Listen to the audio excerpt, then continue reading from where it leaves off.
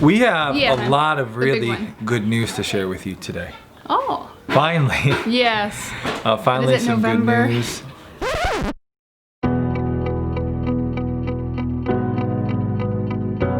Everybody, before we get into this video is kind of all over the place. We were expecting to make a nice happy video, and then we found something bad when we came outside. So it's a little all over. Stay with us. But I just want to let you know, if you don't make it to the end of the video, our Homesteady Pioneer membership Black Friday sale is ongoing right now. You can click right there to get it. It's the best price on our membership. If you become a member, you get to join us live for our interviews. You get access to our huge library with literally, at this point, we're close to 100 different professionals in the world of homesteading, different interviews in depth. Got big plans for next year. Click there to get our Black Friday membership. It's only on sale till Cyber Monday, and once that price is gone, it's gone all year. Let's get into this up and down video. We wanted to do a happy one.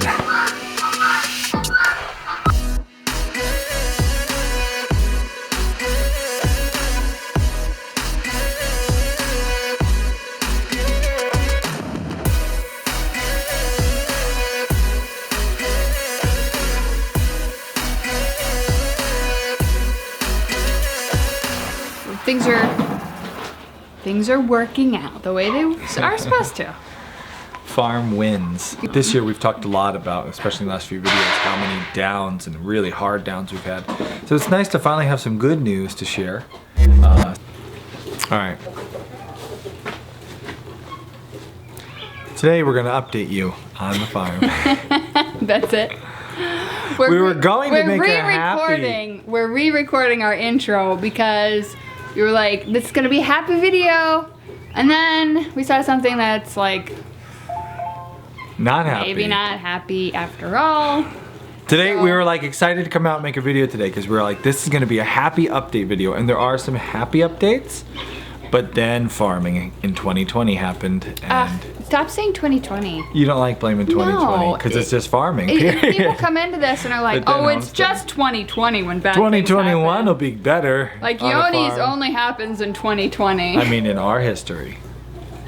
All right, so let's get to it. Let's get out to the barn.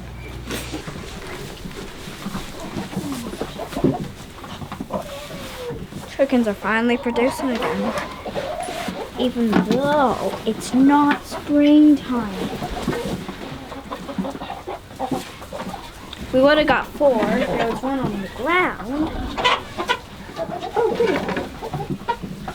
Well, that means we got 5.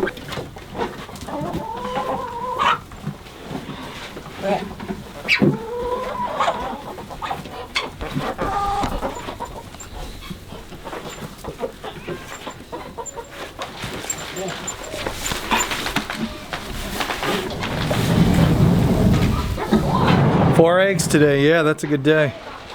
We are experimenting with a product we got on Amazon. This is not me saying it's a good thing you should go buy. Just telling you about it, and if we like it, we'll tell you more about it in the future. But it's called Incubator Warehouse Auto Coop Lay Light. That little automatic timer is hooked up to that LED light up there. So the way that works is that little timer will turn that LED light on and off. It turns it on earlier in the morning, waking the chickens up earlier and getting them more light to increase their laying. And we're finding so far it seems to be increasing. We were getting like 2 or less eggs a day, and now we're starting to get over 2. We're getting like 3 or 4. So we're gonna play around with it a little bit more. It was easy to set up and it was easy to use. I will have a link below if you're interested, but I'm not vouching for it because I just don't have enough time and experience with it to know how well it's going to work. So if you want to check it out for yourself, you can get it on Amazon, but I'll have a review later if it works really well, or if it doesn't. Either way, I'll let you know. There's a lot of back and forth as to whether artificial light is something you should do for your chickens. And we actually do let our chickens get to the point in the season where they slow down their laying and they go into their 1 molt, which some people say is good for their health. But generally speaking, it will take, from that initial molt, months for them to pick their production back up again in the spring. And that's simply because they're not getting enough light in the day to kickstart them into higher production. If you think about why a chicken slows their laying in the winter, it's because it's not a good time to hatch chicks. It's not because it's not good for the chicken to do. Chicken can lay eggs year-round if it's in the equator where it's sunny all the time and hot all the time. But they don't want to have chicks in the winter when it's too cold, so their body slows production. Springtime comes, things get warm and bright again, and they have a bunch of chicks. So we let them get their molt, but then we kickstart them early with some artificial light, and we're testing that product out to see if it'll help. It's a lot better than just turning a lamp on every day, because if you mess that up, if you get to turn it on and off, you can do more damage than good with your chickens. So. Talk about slop. Tell me when. When? We have gone back and forth a lot on the pig. Ooh, here, an angel. These are our slop buckets. They're really nice. They have a gasket and a lock top, so like the baby doesn't get into them, the smell doesn't perforate through the house. And because we have family living on the family hill here, every family member's got their own slop bucket. So we get a lot of slop for our pigs, which is a really good way to make having pigs financially doable, especially through the winter. My little mini pigs that eat me alive. Hi, Sally. What a way to go.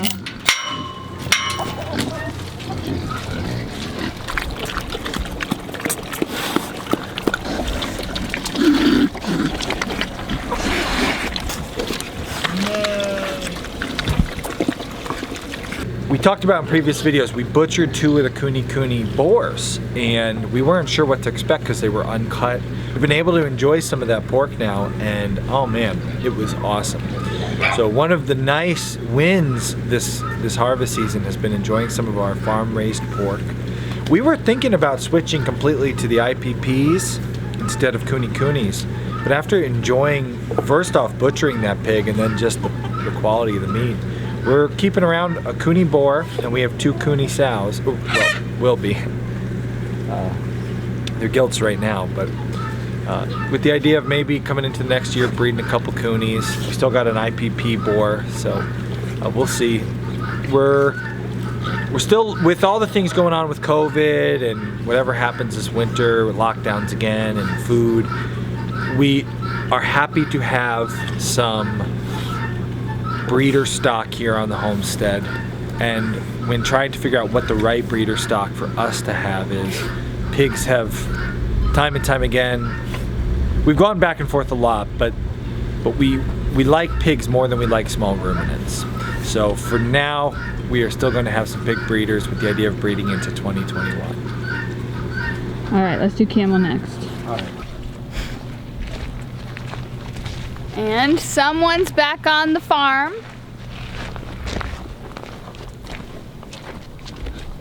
Oh. Millie's back. Look at, see that tail lifting up? So that's a sign people will use to tell if their camel's bred or not. Which means, since we sent Millie to the bull camel to get bred, he seems to have done his job. He was witnessed, and her hump proves it. He kind of rubbed off the hair on her hump that he bred her, and hopefully it sticks this time. And that'll be probably a 2022 camel calf. As aloof as ever, Millie. Yeah. When she got back, I went to unload her and she growled at me. They were very happy. Our farmer friends who took her to breed her were very happy with how she loaded. He said it's really hard if a camel doesn't want to load. But Millie's pretty good. She leads well. How was Solomon when he saw her? Solomon was kind of like, meh. He's been going out with the cows, so he hasn't been so desperate for company. Now, glad to be together, but doesn't have to stick to her like glue. He'll be down in the paddock while she's out in the pasture. It was good for him. Mr. Solomon is coming up to the decision time if we decide to castrate or not. What do you think, Solly? If anybody's looking for a bull calf. a bull camel, let us know. Anybody who's looking for any livestock at all. Anything. All of it. Anything. $5, tell $10 us. bucks. What do you It's got? yours. We'll pay you. Have we shown your trick yet? Oh, in the muck like this? I know, it's awful. No, we haven't yet. We have been working with training Solomon while Millie was gone, and he's learned some new tricks. New trick. One trick. The other ones he has not learned yet. When it's not so mucky, we'll show that.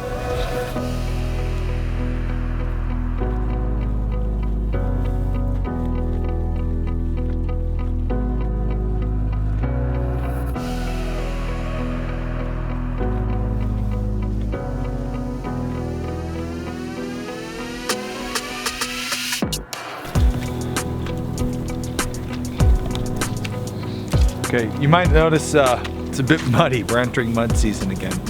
And maybe some of you longer term viewers are thinking like, didn't you guys fix that mud problem? We did. We did our livestock pads, heavy traction mats, and they're right behind us.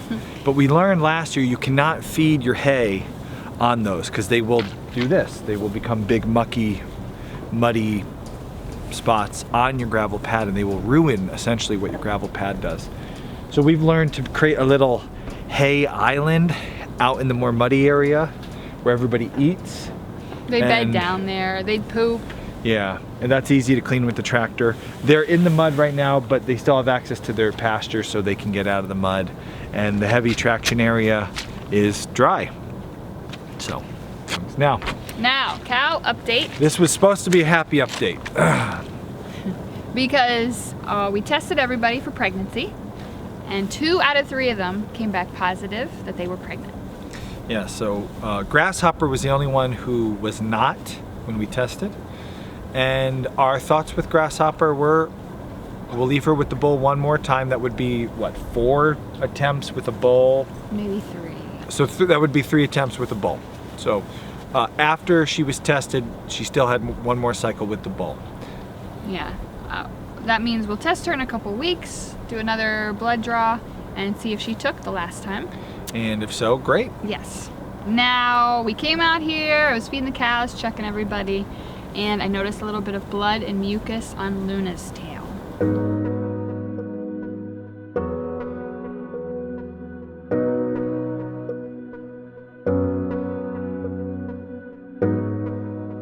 That's bad. That means she absorbed a pregnancy like she did in the summer. Yeah, we already had this happen with Luna back in the summer. She had a positive pregnancy, but low, and then a negative. It wasn't positive, it was a retest. Retest, So she never yeah. came up positive, she came up retest, which meant some of the hormones were there, but not much. Now this time she came up positive. Full on, yep, she's pregnant. Yeah, now I will, when I pull blood from Grasshopper to test her, I'll do another milk sample from Luna and see where her numbers are. Maybe she's back down to negative for pregnancy, and that will be a bit of a blow because the bull's gone. He went home. We can't keep someone else's bull forever. No. So we'll be back at square one with Luna, which is very disappointing Yeah. and frustrating because we don't know what's going on. Just don't know. Will we try again? Yes, because what's the point of having a milk cow who's not going to be having any milk? So we'll keep trying with her a few more times until we figure out either what's wrong or make a decision about what to do with her. Not our best year with the cows, that's for sure. Man. It's like there's nowhere to go but up. We had so many good years that eventually we were bound to have a bad one.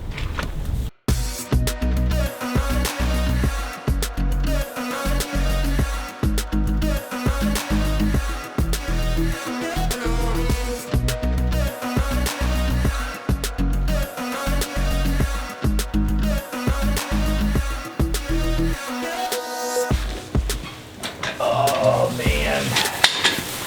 Pull up the bail. Wow. You're at the edge. Tricky. Thank you. It's straw instead of hay. Straw bale. Deceptive. This is not comfortable. I need to throw another bale down. Yeah. This is how much of that. No, it's good. It'll make you talk less. You'll be quicker about what you want to say. Whee! Oh, that's better.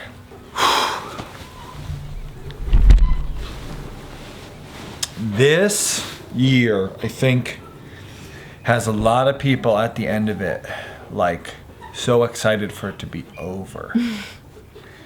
And as homesteaders, I don't think we're any different. We can fall prey to that same idea that, like, 2020's just been a bad year, and I just want it to be over, and next year's gonna be better.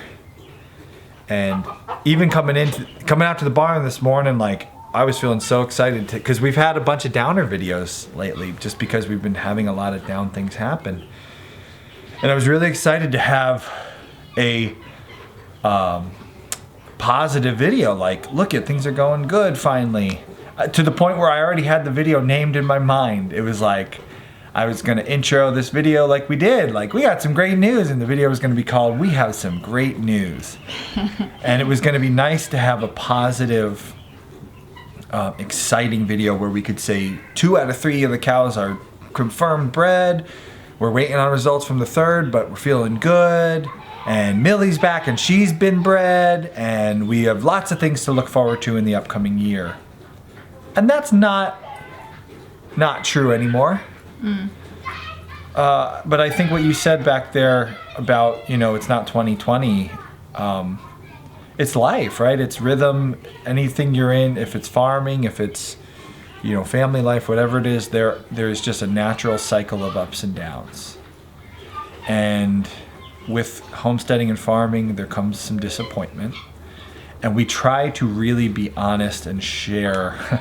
It's not always easy to share all the things that go wrong on your homestead, especially on a public forum like YouTube, where you get a lot of negativity in response to sharing the downs. But I feel it an injustice, because there are times where we are feeling great and we are encouraging you to live a similar life, not the same, but to get involved in homesteading. And it would be unfair to just show all the good and hide the bad, just like it would with anything in life. Because again, with anything in life, there's going to be some ups and downs. Are you going to say anything? Or you're just going to nod? I'm thinking. You're thinking. You're good. I'm like. You think before you speak. No, I'm like thinking about how to get Luna bred. Oh. I'm back to that. I thought I was done with that for the year.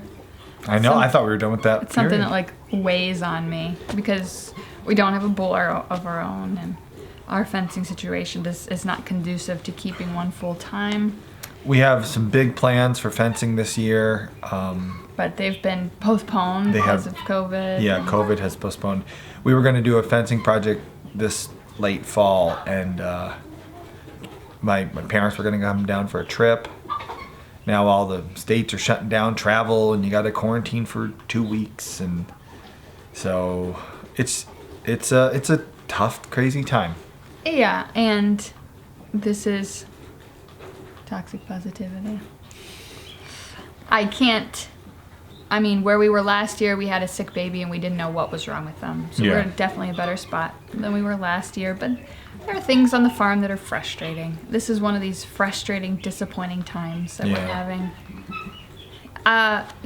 Maybe there's 1% chance that everything's okay with her and she'll still have this calf. Generally, with a bred cow, the bloody mucus isn't a good thing, especially because she's not close to calving at all. It's kind of the same thing happened in the summer, and I don't know what's going on.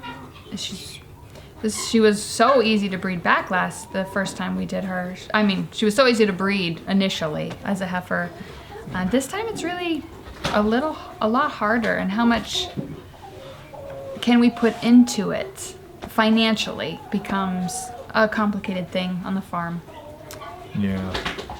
Like when she had grasshopper, did something get messed up with that, right? Oh, is there something... Like pulling her? Yes. Is there something wrong with her now? Do we get a vet out to check? And how much will that cost? We've got hammered with the vet bills, expenses this last year. The stuff with Millie. This is one of our biggest years ever on the homestead, on the farm, and we've said it a lot lately.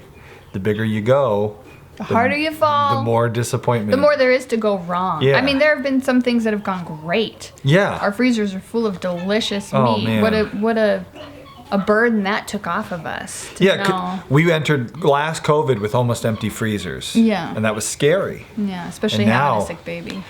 Honestly, the meat game's on point.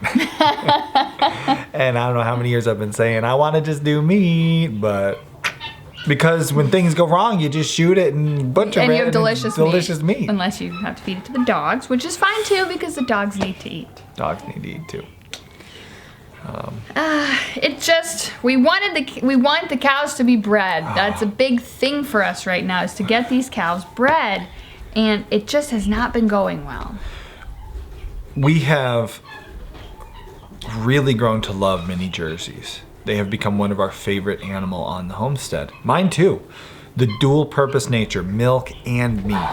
The ease of fencing them. I mean, one little step and post strand, so easy. They're very personable. And They're the nice meat's size. delicious, which The we meat- found out this year. The meat's delicious. The meat is incredibly good. Such a good animal.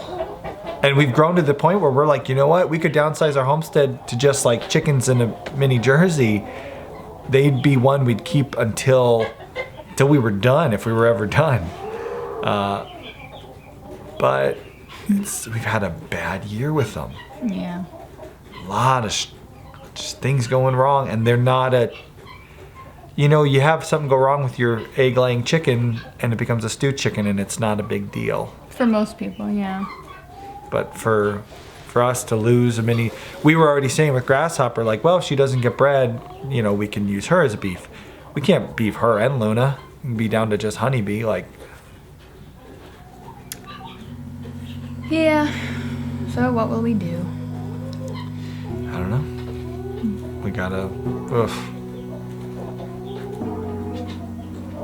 Yeah. I don't know. I'd like to end on like a more positive note, not such a sad note. I really wanted a positive video today.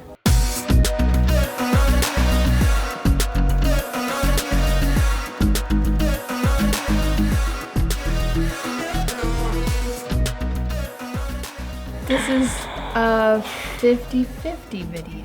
It's a 50. Good news news, bad and news. a little bad news. Yeah. Like 75-25. I hate to think like all the down stuff we've done this year is going to discourage people.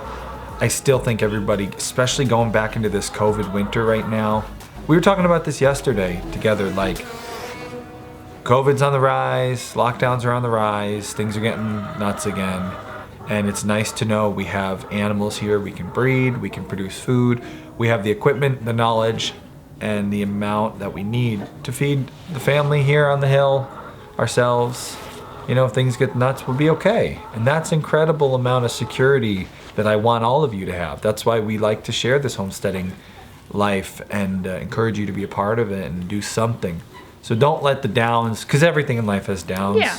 Like when you watch our downs, I hope it doesn't discourage you from doing this, because I do think it's a good way for everybody, even in some small way. Grow your own food in some small way. It's a good thing, but don't expect things to never go wrong, Nothing's perfect. because you are going to have disappointments. Like those poor hydroponics again.